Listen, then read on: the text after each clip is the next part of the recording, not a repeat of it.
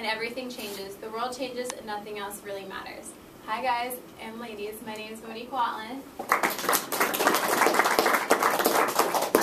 And I'm here to talk to you about training for a half marathon or a marathon. I'm going to talk to you about how to start racing and what to do, the training plan, then the joys and challenges of racing, and also race day. Who here also would consider themselves an avid runner? Or who here would never think of running over 10 miles? Okay. I was right in that category. I only played sports, and also I never thought ever about running. It was on my bucket list, so that's also why I decided to do it, because I know it's on a lot of people's bucket list to run a half marathon. So, to run or not to run? What you have to decide is, can your body take it? I'm really happy you just did a knee injury presentation, because I have arthritis and tendonitis, and a lot of people have certain issues with their body. So what you need to do is see, can your body take it? Is it a realistic goal? If it is, and maybe you're just going to hurt a little bit after, do it maybe. You have to decide for yourself if your body can take it. That's the first step. The second step, if you want to do it, pay for your bib. Once you do it, it's like $150 to actually do a race, so you're not going to back out most of the time. The next step for people is, a lot of people don't realize running in any shoes is not good. You have to buy the right supportive shoes. A lot of people will pronate or overpronate, and if you don't have the right shoes, you're going to prevent yourself from getting injuries. If you don't have the right shoes, like the injuries she talked about, you'll get runner's knee, you'll get tendonitis, you'll actually injure yourself further. So then the next step is getting on a training schedule. For a half marathon is what I'm going to talk to you about, mainly through this speech. You train and you taper. So what you're going to do is you start off 3 miles, then 3 miles the next week. You do your long runs on Saturdays, and you do a couple runs during the week. Then you keep going up to 5 miles, 10 miles, and then you do your 13 miles. So next I'm going to talk to you about the benefits of running. Benefits of running are obviously, weight loss, all of that. And if you do it properly, it actually helps your heart, it helps you, stay moving, and it gets your metabolism up. The physical challenges of running, though, are runner's knee. I personally struggled with knee injuries already. Runner's knee is one of the most common injuries because people are so likely to maybe get a knee injury that's one of the most physical bearing things. Next is shin splints. A lot of people will have shin splints. It's just a pain in your shin. It usually tightens up, and for the most part, if you're training during that, you need to stop running because it's going to give you more injuries. Pulled muscles are also a pretty big thing.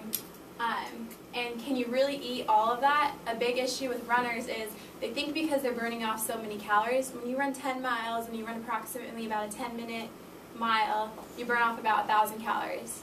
People think because they're burning off that many calories they can eat whatever they want. A lot of runners will actually start gaining weight because they start overeating. So that's another issue as well.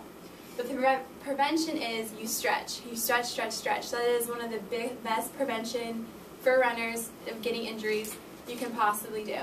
Also, icing. Icing before runs or heating before runs, icing after runs is one of the best things you can possibly do to not further injure yourself. And sleep. When you don't sleep, your body takes a toll because you're running that many miles. You start during your day, you're going to get groggy, you're not going to feel good. Most likely you probably won't make it to your long run. So, and you need to know your limits. If you're running and you need to do a 6 mile that day, and it's starting to hurt around 5 miles, walk. Walk the rest of the time. You need to listen to your body. Like in the beginning, you need to decide, can your body even take it? So next I'm going to talk to you about also the mental challenges. When people say running is all a mental game, it's completely true. I had never run more than 3 miles in my entire life before I started doing this. According to Runner's World, the mental block is one of the most dangerous things for a runner. Everyone has a different mental block. For me, it was 10 miles. Once I got past that, I was alright.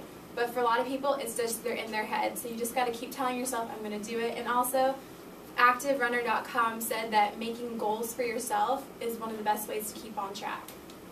So the prevention of all of this for the mental block is also, mind over matter, you can do it. So, yeah. Pre-race.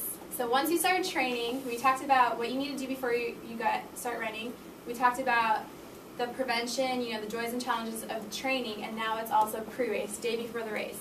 So what you're going to do is, there's an expo. You go get your bib, you go get registered in, you're good to go. You eat a really carb-loaded meal the day before, and you sleep, and you hydrate. And that's what's going to get you ready for the race day. Race day, what you do is you're going to get up 2 hours early, you're going to go run a mile, and that's what most people do, and then you're going to show up. They start around 7 o'clock. Usually it's going to be cold, so what a lot of people do is they go to Goodwill, they get a old jacket and some other stuff, and right before the gun goes off, they drop it, and all those clothes actually don't get donated to the homeless. So it's pretty cool. It's all about the charity work for that.